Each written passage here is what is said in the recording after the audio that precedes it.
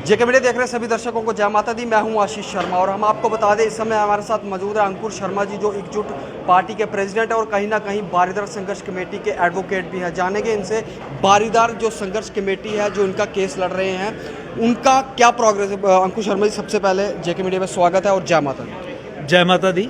आज बारीदार संघर्ष कमेटी के द्वारा ये प्रोग्राम आयोजित किया गया था, जहाँ पे मुझे मौका मिला इनकी समस्याओं को समझने का। जैसा कि आपने बताया कि हम हाई कोर्ट में एक केस कंटेस्ट कर रहे हैं, जहाँ पे हमने श्राइन बोर्ड एक्ट को चुनौती दी है। आइडिया उसके पीछे यही है कि हमारा संविधान ये कहता है कि सरकार के पास किसी भी धर्म के रिलीजियस इंस्टीट्यूशंस को टेक ओवर करने की ताकत है, पावर है, अथॉरिटी है, लेकिन वो टेक ओवर कुछ समय तक के लिए रहेगा और माल एडमिनिस्ट्रेशन या करप्शंस की अगर कुछ एलिगेशंस हैं तो उन चीज़ों को ठीक करके वापस उस समाज को कंट्रोल एडमिनिस्ट्रेशन उन श्राइन्स का, उन हिंदू या उन रिलीजियस इंस्टीट्यूशंस का दिया जाएगा। लेकिन पिछले 70 वर्षों में हमने ये देखा है कि ये ताकत होने के बावजूद भी किसी मस्जिद को सरकार ने टेक ओवर नहीं किया, किसी गुरुद्वारे को, चर्च को सरकार ने टेक ओवर नहीं किया। हिंदुओं के रिलीजियस इंस्टीट्यूशंस को सेलेक्टिवली टारगेट करके टेक ओवर करने का काम किया है। इतना ही नहीं, वहाँ 4-5 साल में, जो समय भी अब तय हो गया है सुप्रीम कोर्ट की डिफरेंट रूलिंग्स में, 4-5 साल समय बिताने के बाद माल एडमिनिस्ट्रेशन, मिसमैनेजमेंट के इंस्टांसेस को ठीक करने के बाद कंट्रोल वापस भी नहीं दिया सरकार। 40 साल से जो मंदिर टेक ओवर हुआ है, वो 40 साल से सरकार वहाँ पे बैठी है। तो इन सब चीज़ों को लेके कोर्ट में हमने आवेदन दिया है, जिसमें सरकार ने, अभी की तत्कालीन सरकार ने यही स्टैंड लिया है कि हिंदुओं के रिलीजियस इंस्टीट्यूशन सरकार ही चलाएगी, हम वापस नहीं देंगे। तो उस संबंध में कोर्ट के अलावा भी समाज में भी इस चीज़ की अवेयरनेस कैसे क्रिएट की जाए, इस जो नॉन सेक्युलर कंडक्ट है सरकारों का, उसको किस तरीके से समाज में रखा जाए और बताया जाए कि किस तरीके से ये जो सो कॉल्ड श्राइन बोर्ड्स, ये इंस्टीट्यूशंस रहते हैं, ना या सनातन धर्म के प्रचार प्रसार, ना हिंदू समाज की मजबूती के लिए कोई कार्य करते हैं। आप नारायणा की एग्जाम्पल देख लीजिए, हिंदू बीपीएल फैमिली भी होगी तो उसको भी लाखों रुपए बिल जमा करवाने। यूनिवर्सिटी का भी वही है और कटरा में भी जिस तरीके से चीज़ें होनी चाहिए थी वैसी नहीं है। तो इन सब चीज़ों के खिलाफ मिल के जंग लड़ने का हमने ऐलान किया है। तो आज एकजुट जम्मू पार्टी की तरफ से भी और कोर्ट में केस लड़ने के नाते एक एडवोकेट की तरफ से भी पूरा समर्थन इस जंग में हमने इन्हें एक्सटेंड किया। और बारीदार संघर्ष कमेटी, जिसके प्रेसिडेंट श्याम सिंह जी हैं, बहुत बढ़िया तरीके से समाज को मोबिलाइज करके इस मूवमेंट को एक बड़ी मूवमेंट बना रहे हैं। मैंने अपने संबोधन में भी ये कहा कि ये अब हमारी जिम्मेवारी है कि इस मूवमेंट को एक देशव्यापी मूवमेंट बनाए। और इसलिए मुझे जब भी मौका मिलता है देश नेशनल लेवल पे सेमिनार्स के ज़रिए, एड्रेसेस के ज़रिए संबोधन करने का, इंडियन डायस्पोरा जो यूएस में है, यूके में है, ऑस्ट्रेलिया में है, उन्हें संबोधन करने का, तो इन विषयों पे हम चर्चा करते हैं और बहुत सारी हमारी चर्चाएं हुई हैं। ये 1986 के बाद जो बारीदार बिरादरी है, ये अभी वेद पुजारी जी ने भी कहा कि एक भाई हैं 4, ये बिरादरी 1986 से कहीं ना कहीं पॉलिटिकल पार्टी का शिकार होती आ रही है। जीती जाती आपको मिसाल हम बता दें, देश के प्रधानमंत्री ने 2014 की इलेक्शन में ये कहा था कि बारीदारों का जो समस्याओं का हल है वो किया जाएगा, लेकिन उसके बाद बारीदारों की किसी ने सूद नहीं ली।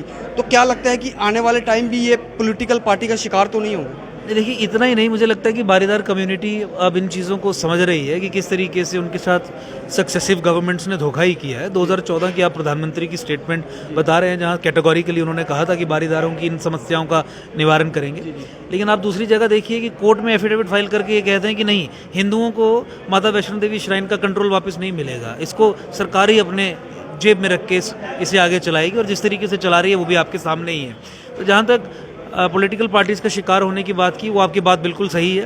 पिछले 34, 35, 36 वर्षों में केवल आश्वासन है पॉलिटिकल पार्टीज़ ने वादे किए, वादे पूरे नहीं किए। और केवल इतना ही नहीं कि वादे पूरे नहीं किए, जिस समय मौका आया, जैसे कोर्ट में they could have filed the reply saying कि भाई हम अपने वादे के हिसाब से और कॉन्स्टिट्यूशन में जो प्रोविजंस हैं उनके चलते कानूनी तौर पे पीछे हटते हैं, हम हिंदू समाज को माता वैष्णो देवी श्राइन का कंट्रोल देते हैं, वो भी नहीं किया, बल्कि उल्टा इन्होंने किया। लेकिन मैं आपके माध्यम से बारीदार समाज को अपनी तरफ से भी और अपनी एकजुट जम्मू पार्टी की तरफ से भी ये आश्वासन देना चाहता हूँ कि हम तो कोई वादे नहीं कर रहे, हम तो जंग लड़ रहे हैं। इस जंग में हम उनके साथ हैं।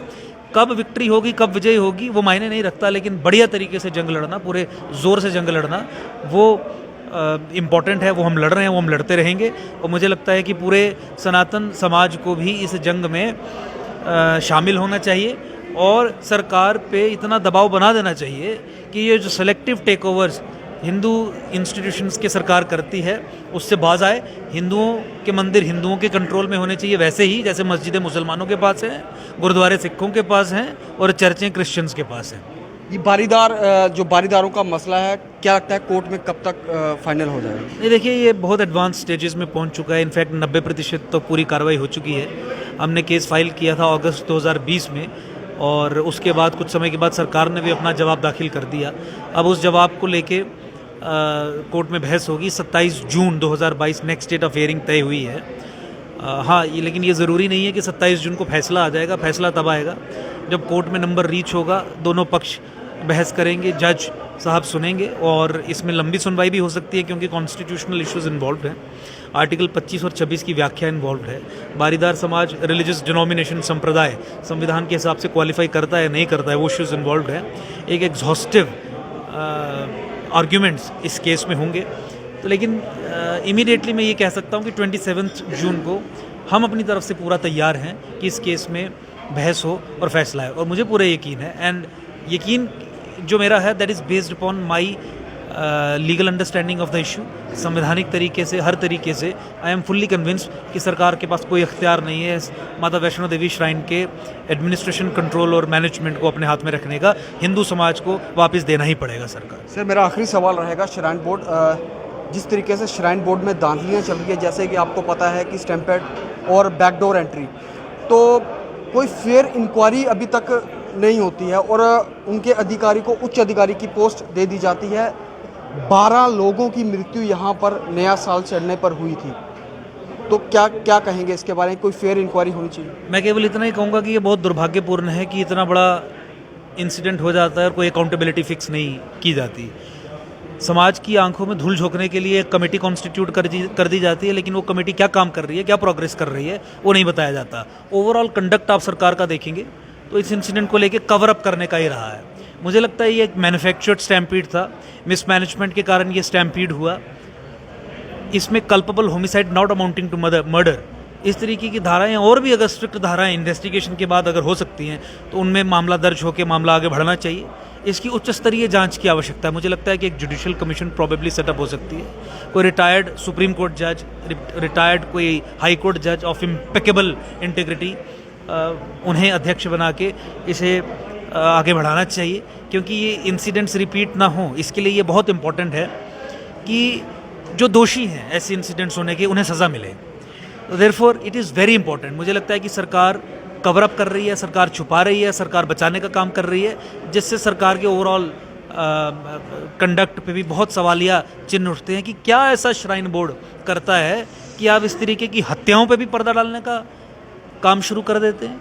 और दूसरी चीज़ आप ये देखें कि ये मिसमैनेजमेंट है, ये माल एडमिनिस्ट्रेशन है, करप्शन भी इसमें एक एंगल हो सकता है, जो आप समझते हैं कि किस दृष्टिकोण से मैं कह रहा हूँ। तो इसी आधार पे तो सरकारें कम्युनिटीज़ से रिलीजियस इंस्टीट्यूशंस टेक ओवर करती हैं कि आप मिसमैनेजमेंट कर रहे हैं, आपकी एडमिनिस्ट्रेशन ठीक नहीं है, आप करप्ट डील्स में इन्वॉल्व। तो जब सरकार के खिलाफ ये सब चीज़ें इस तरीके की चीज़ों से, प्लस बैकडोर एंट्री से, प्लस इफ्तार पार्टियों पर पैसे खर्च करने से साबित हो जाती हैं, तो सरकार के पास क्या मॉरल रिस्पॉन्सिबिलिटी है श्राइन बोर्ड के ज़रिए हिंदू रिलीजियस इंस्टीट्यूशंस को टेक ओवर करके रखने की और उन्हें चलाने की। इट्स हाई टाइम कि सरकार को माता वैष्णो देवी श्राइन का कंट्रोल, एडमिनिस्ट्रेशन और मैनेजमेंट इंक्लूडिंग इट्स एंडाउमेंट्स वो वापस दे देना चाहिए। जल्द ही बारीदारों का जो मसला है हल होगा, 100% हल होगा। संविधान हमारे साथ है, कानून हमारे साथ है।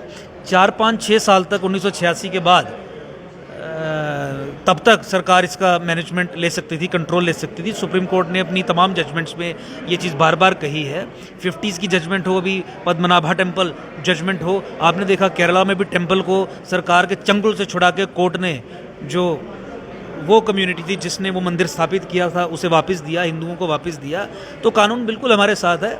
सरकार इनसिंसियर है, पॉलिटिकल पार्टीज इनसिंसियर है, लेकिन मुझे लगता है कि ग्राउंड पे, सड़कों पे और कोर्ट में व्यापक तौर पे जंग लड़के हम बहुत जल्दी इस केस को भी जीतेंगे, इस मामले को भी निपटाएंगे और हिंदू रिलीजियस इंस्टीट्यूशंस पे जो इलीगल सरकारों ने कंट्रोल किए हैं और चिपक के बैठ जाते हैं जो सरकारें, उन्हें बाहर निकालने का काम माता वैष्णो देवी के आशीर्वाद से यहीं से शुरू करेंगे। धन्यवाद अंकुर जी। धन्यवाद। ये थे हमारे साथ अंकुर शर्मा जी, जो बारीदार संघर्ष कमेटी का जो केस कहीं ना कहीं हाई कोर्ट में लड़ रहे हैं, और इनका ये भी कहना है कि जल्द ही बारीदारों का जो मसला है हाई कोर्ट उस पर सुनवाई देगी और बारीदारों का जो पीछे संघर्ष कर रहे हैं उनके संघर्ष की जीत होगी और बारीदारों को उनका हक ज़रूर मिलेगा। आप देखते रहिए जेके मीडिया। मैं आशीष शर्मा, कटरा से।